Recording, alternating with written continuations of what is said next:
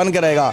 मदरसों को जो भी अर्जी फर्जी लालच में समर्थन करेगा, वोट बैंक के लालच में या पैसे के लालच में या विदेशी फंडिंग के लालच में, उसका भी नार्को टेस्ट कराया जाना चाहिए। नमस्कार, स्वागत है आपका हेडलाइंस इंडिया पर। मैं हूं नवीन चौहान। उत्तर प्रदेश में मदरसों का सर्वे लगातार चल रहा है और अब उसका समर्थन मौलाना मौलवी भी करने लगे हैं। अरशद मदनी ने उसका समर्थन कर दिया बैठक करके, लेकिन क्या मजबूरी में किया है या फिर वाकई उसके साथ खड़े हुए हैं? हालांकि कई पॉलिटिकल पार्टी के नेता, फिर चाहे वो असदुद्दीन ओवैसी हो, वो लगातार इसके विरोध में है और कई लोग ये भी बोल रहे हैं कि मंशा सही नहीं है सरकार की, योगी की मंशा सही नहीं है मदरसों के सर्वे को लेकर। इसी पर बातचीत करने के लिए विजयकांत चौहान जी हमारे साथ हैं, उनसे बातचीत करेंगे। किस तरीके से देखते हैं? अब तो अरशद मदनी कह रहे हैं बहुत बढ़िया है, करवाओ सर्वे, हमारे प्राइवेट मदरसे हैं, हम सरकार से कोई मदद नहीं लेते, ना हमें मदद चाहिए, और जो सरकारी मदरसे वाले हैं उन्हें तोड़ दो और करवाना है आपको जितना सर्वे आप करवा लीजिए। ये क्या मजबूरी है या वाकई साथ खड़े हो गए? जहां आग लगती है धुआं वहीं से उठता है। ये तूफान से पहले की खामोशी है जो बड़ी तेजी से काम से मुक्त बनाने की दिशा की ओर बढ़ रही है। और ये खामोशी एक दिन ऐसा जलजना बनेगी, एक दिन ऐसा विस्फोट करेगी, एक दिन ऐसा हैरत अंगेज संदेश पूरी दुनिया को देगी कि भारत विश्व का वो पहला देश बनने जा रहा है जो पूरी दुनिया के अंदर ये मैसेज दे रहा है कि अब भारत अखंड भारत के निर्माण की ओर बड़ी तेजी से अपने कदम बढ़ाएगा। और ऐसे किसी भी मदरसे के अंदर जो आतंकवादी पैदा होते हैं, उन मदरसों के अंदर जो आतंकवादी पैदा होते हैं, उन पैदा करने वाले मदरसों को अब जमींदोज कर दिया जाएगा। जो भी भारत के अंदर रहकर भारत माता को गाली देने वाले, भारत माँ को डायन कहने वाले, भारत के अंदर आतंकवाद फैलाने वाले और आतंकवाद को पैदा करने वाले इन आतंकी मदरसों का समर्थन करेगा, उनका भी नार्को टेस्ट किया जाएगा, उनको भी इस देश के अंदर से बहिष्कृत किया जाएगा और इस देश के अंदर से बाहर निकालकर ऐसी जगह फेंका जाएगा कि दोबारा भारत के अंदर कोई भी भारत विरोधी काम करने की हरकत नहीं करेगा।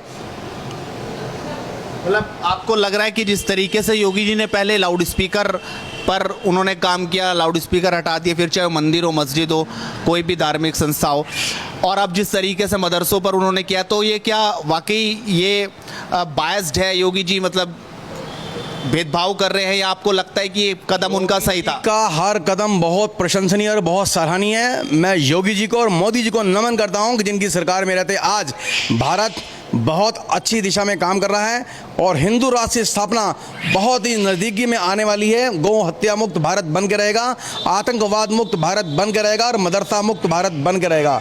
मदरसों को जो भी अर्जी फर्जी लालच में समर्थन करेगा, वोट बैंक के लालच में या पैसे के लालच में या विदेशी फंडिंग के लालच में, उसका भी नार्को टेस्ट कराया जाना चाहिए कि ऐसे गहरी सोच वाले गद्दार जो भारत के अंदर पैदा हो रहे हैं, जो अंधाधुन भारत विरोधी गतिविधियों में संलिप्त लोगों का समर्थन करते हैं, उनका नार्को टेस्ट करके उनके घरों पर ही बुलडोजर चलना चाहिए, उनकी संपत्तियां जब्त की जानी चाहिए और उनको करके बेनकाब करके पूरी शहर की हर चौराहे गली पे घुमाना चाहिए ताकि लोगों को पता लगे कि अब भारत देश में किसी भी प्रकार की भारत विरोधी गतिविधि बर्दाश्त नहीं की जाएगी। आप मंदिरों को बात करते हो और मंदिरों की तुलना उनसे करते हो मदरसों से, कितने शर्म और दुर्भाग्य की बात है कि मंदिर के अंदर मैसेज जाता है कि धर्म की जय हो, यानी कि पूरी दुनिया के प्रत्येक धार्मिक व्यक्ति जो पॉजिटिव सोच रहे हैं कि जय हो।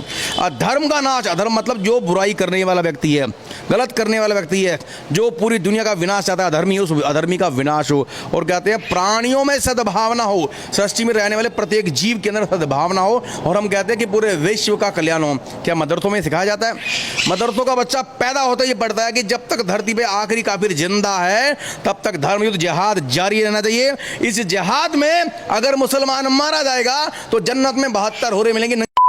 उस लालच में ब्रेन वॉश करके, उनका ऐसा ब्रेन वॉश करके पूरी दुनिया को अशांत कर रखा है मदरसों ने।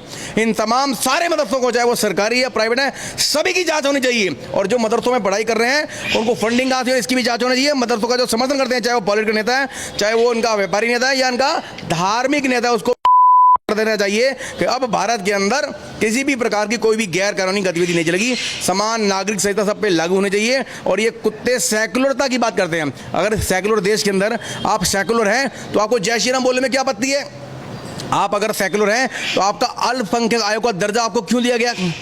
आप इधर अपने आप को अल्पसंख्यक भी कहते हैं, उधर सेकुलर होने का नाटक भी करते हैं। अगर आप सेकुलर देश में रहते हैं तो समान नागरिकता सब पे लागू बराबर होनी चाहिए, सबको बराबर अधिकार मिलना चाहिए। अगर मस्जिद के मौलवी को 25,000 महीना मिल सकता है केजरीवाल की तरफ से या अन्य सरकार की तरफ से, तो भारत के अंदर रहने वाले जो विश्व के कल्याण की बात करते हैं उन मंदिरों को सहयोग क्यों नहीं मिलता?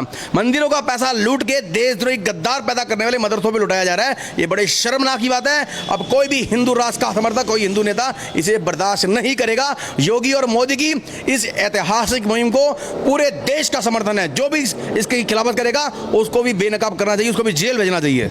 लेकिन अभी हमने देखा जब से ये सर्वे शुरू हुआ, साजिद रशीदी हैं, बड़े मौलाना हैं, लगातार टीवी पे आपको दिखते होंगे। उन्होंने तो ये तक कह दिया भाई चप्पल जूते निकाल लो, तैयार कर लो, जो भी सर्वे करने आए उनको खदेड़ दो, उनको उनकी पिटाई करो। चोर कोतवाल को उड़ाते जो ये चप्पल जूते की बात कर रहे हैं, जल्द तुम्हारे ऊपर इन जूतों की बरसात तुम्हारी कौम के लोग करने वाले हैं। जिस कौम को बरगला के, मुसलमान को बहला फुसला के तुम भारत विरोधी गतिविधियों में अंजाम उनको दे रहे हो, उनको दोषी बना रहे हो, ये सारे मुस्लिम लोग ही जब उनके सामने आके पोल खुलेगी, यही आपके सिर और मुंह पर जूते चप्पल बरसाएंगे और आपको भागने का रास्ता नहीं मिलेगा। मुल्ला मौलवियों, भारत विरोधी मुल्ला मौलवियों, सुधर जाओ।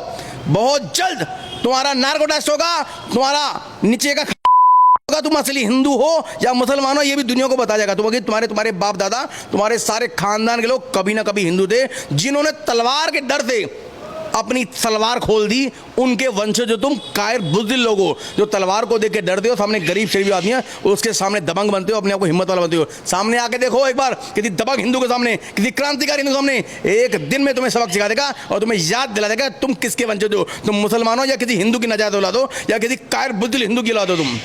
लेकिन ओवैसी तो कह रहे हैं कि ये तो भेदभाव हो रहा है और चीजों की जांच करवाइए ना, प्राइवेट चीजों की जांच कराइए। आप मंदिर की जांच कराइए, शिशु मंदिर की जांच कराइए, मदरसों को क्यों टारगेट कर? हर हिंदू मंदिर की जांच कराने को तैयार बैठा है। आइए, मंदिर सबके लिए खुले हैं, जब मर्जी जांच कीजिए। मंदिर में किसी की एंट्री बंद नहीं है, मदरसों में हिंदू की एंट्री बंद है।